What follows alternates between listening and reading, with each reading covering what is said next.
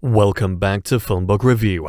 Today we're reviewing the 2025 New York Film Festival film Mirrors No. 3, directed by Christian Petzold and starring Paula Beer, Froissant, Barbara Auer, Enno Trebs, and Matthias Brandt. This is a Mirror No. 3 movie review and there will be spoilers. Let's get into it. Filmmaker Christian Petzold's very delicate story of trauma and emotional recovery, Mirrors No. 3, is a German drama filled with plenty of intriguing dilemmas that are thought-provoking in their excesses. Paula Beer is the lead actress in the movie. She ably portrays a passionate woman named Laura who goes away with her boyfriend for a trip until a devastating car accident suddenly takes his life.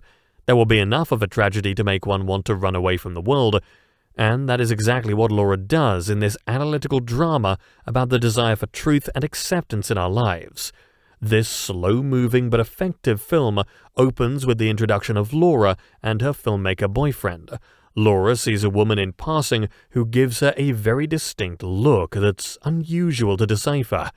That lady turns out to be named Betty, and she is secretly suffering the loss of someone who is very close to her. With nowhere important to go, Laura seems stuck in a rut. Betty takes in Laura after the death of her boyfriend for the sake of convenience. Laura is a talented piano player and a dedicated musical artist. Her suffering consumes her to the point that she starts to see Betty as a mother-like figure, as Betty leaves out clothes that fit Laura like a glove. Laura finds these outfits on her bed, and soon Betty and Laura form a powerful friendship in which they depend on one another's company to find solace. Enno Trebs portrays Betty's son Max, and Matthias Brandt portrays Richard, Betty's husband. As nothing really devastating happens for a while over the course of the plot, the fact that Laura's boyfriend has passed gives her the chance to find her inner artist and come to terms with emotions that help her find herself and deal with the trauma she is facing in her everyday life.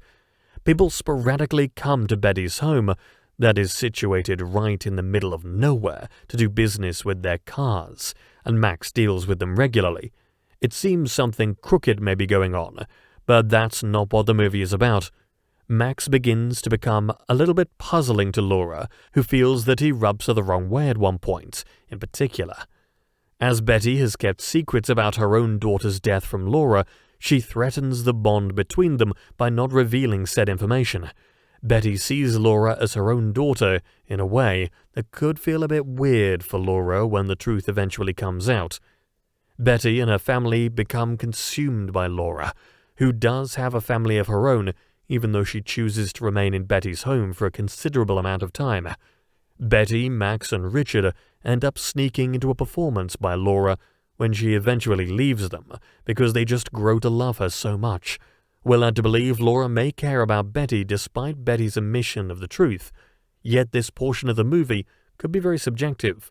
We're not really certain as to whether or not Laura is saved by her interaction with Betty and the family, or if the family's lives are saved by the presence of Laura in their house. Either case could be true. Beer gives an excellent performance as the woman dealing with grief who needs to just take shelter somewhere away from everyone who knows her. Auer is also incredibly interesting in terms of the way she creates her character and develops her over the course of the movie. Mirrors No. 3 is very strong at maintaining the viewer's interest, even though the plot is essentially a very threadbare one. Brandt and Trebs also lend layers to their own characters, making them ultimately seem to fall under the spell cast by Laura's presence in their home. Mirrors No. 3 is not a great film by any measure, but it's interesting to see Beer develop the character from beginning to end. As a woman who is so consumed by her loss that she needs to find salvation through the bond she forms with strangers, Beer is perfectly cast.